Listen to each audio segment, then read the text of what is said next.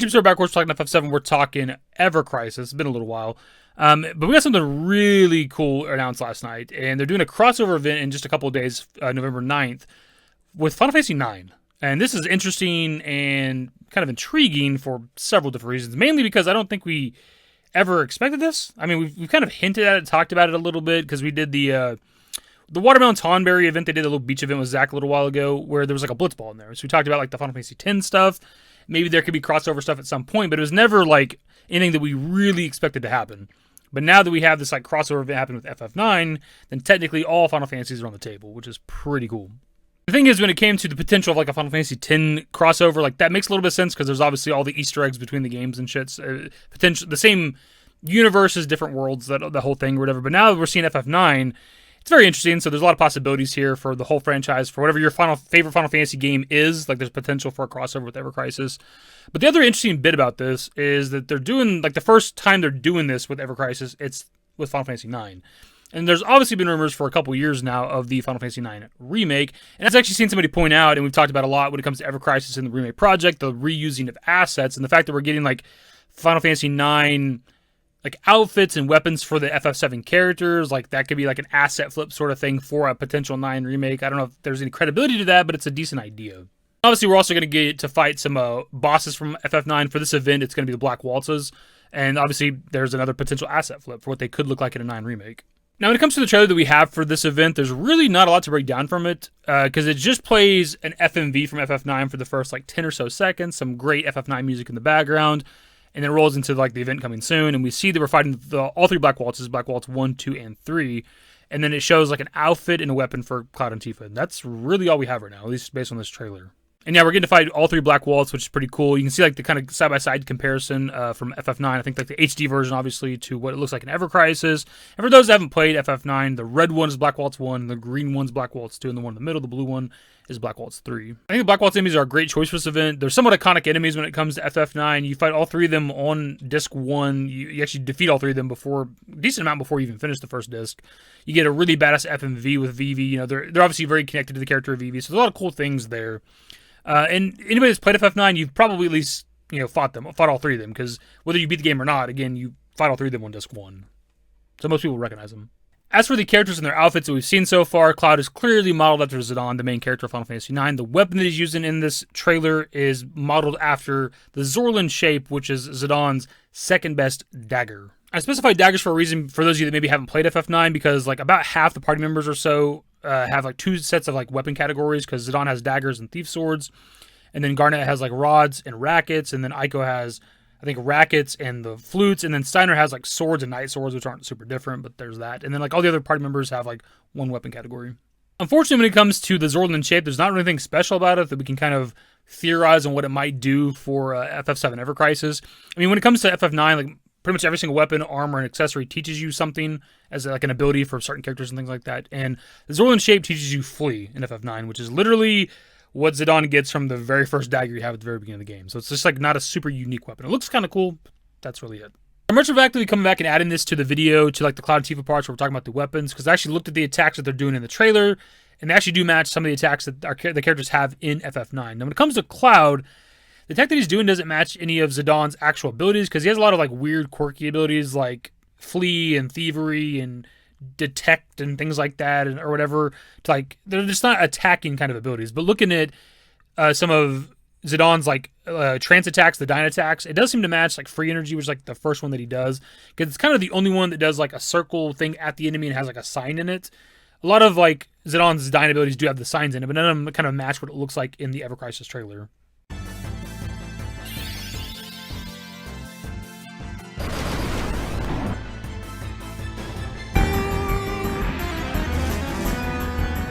Tifa, her outfit is modeled after Amarant, I think is how you say his name, or sometimes called Salamander when it comes to FF9. You can see like the tattoo on the shoulders, the dead giveaway of the rest of the outfit, the red hair, a little bit of red in Tifa's hair, that obviously works too, but the tattoo is like the dead giveaway. And as for the weapon she's rocking, it's a dual claw. The main giveaway for this is the extra set of claws on the back of the hand that she has, the back of the glove. Amarant has no other weapon that looks like this in FF9. This is the only weapon he has that has like 2 sets of claws. As for the dual claw weapon for Amarant in FF9, it's actually tied for his second best weapon in terms of attack power. There's another one that also has 75 attack power, but it teaches you counter No Mercy and Aura, which obviously we know what counter does in like every Final Fantasy game ever. I'd have to actually look really quickly to see what No Mercy and Aura do in FF9 specifically. Looking into it, No Mercy in FF9, Amarant does 170% of his normal attack damage, and it costs like pretty low MP. And then Aura cast regen and auto life on a character, and if he's in trance, it does it to the whole party, which is crazy. So they're very powerful abilities, and if we get that by chance in Ever Crisis, like some sort of auto life ability and like regen and stuff like that, that'd be crazy. I don't know if they're going to go that route because I don't know how powerful that'd be for like that game or whatever, but yeah, it's pretty cool. Look at the attack that Tifa's doing in the trailer. She's clearly doing the No Mercy attack for Amarant, which is kind of unfortunate, as I said, because it's just like an attack that costs a little bit of MP and does more than your regular attack.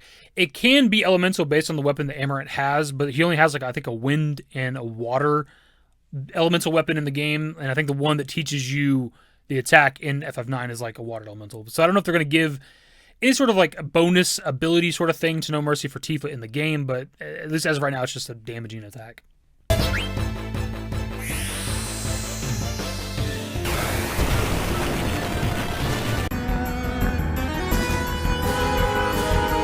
And when this was revealed last night, there's a very small amount of sort of controversy in regards to Tifa's outfit because people wanted her to be modeled after Garnet, obviously, because Garnet's the love interest in FF9, and you have Cloud and Tifa, so you want Zidane, Garnet. But it makes perfect sense with Amarant because Amarant is the monk class when it comes to FF9, monk/thief.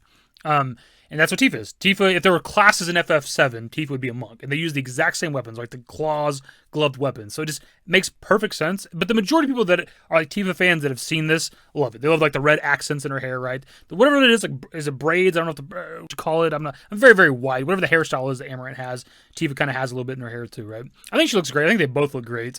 I did see people saying that they have matching outfits, and I mean, if you want to go with that, they're technically both green, right? But nobody looks at Amarant and Zidane and like, wow, they're matching. I ship them. Like they're definitely banging, dude. Right? So whatever, if that's what you want to say, but they're definitely not intentionally modeled after each other because Amarant and Zidane just happen to both wear green.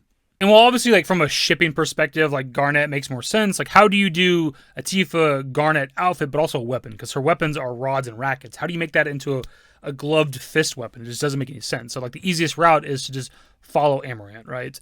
And that has people, I guess, a little bit worried if you're talking about shipping type shit that they're going to do like an Aerith Garnet thing that's going to fall into the, wow, Cloud and Aerith are meant to be together type shit or whatever, right? They might do that. I don't know. We don't know if we're going to get any other characters, any other outfits, any other weapons, right? Who knows yet? And there's a whole list of other Final Fantasy VII characters that could get outfits or weapons, right? So it doesn't have to be Aerith and Garnet. It could be anybody else. Well, that might start up a little bit of controversy. It makes sense, right? Garnet's the summoner, but also like one of the white mages of FF9, and that's what Aerith is if there's classes. Aerith could also work for like an Ico outfit, but also like a Vivi outfit, because she's just like a magic user, right? You could do like a black mage thing with her, give her like the top hat that Vivi has, and like the blue coat and all that other shit, and it could work. And give her some sort of wizard staff. That all it could work too, so it doesn't just have to be Garnet. And there's other characters too. I don't know how you do it. A Red 13 Vivi outfit, I want it. I think people say like a Steiner Baird outfit, which would be cool, but Steiner's got swords, but I guess technically Baird does have melee weapons. I don't know that he has. I don't think he has melee weapons in Ever Crisis, but maybe they could give him his first one. Some sort of like big ass blade that like resembles one of Steiner's like swords, and just put Baird in like some bulky ass armor or something. I actually would love that. Put this whole like crossover event aside, which is very, very cool. I'm excited for it. The obviously kind of standout thing from all this is the kind of elephant in the room is that 9 remake, right? That we've been talking about forever. It's also the 9 animated show that I think I tweeted out about recently, but we still haven't had an update on that in fucking forever. What's going on with that?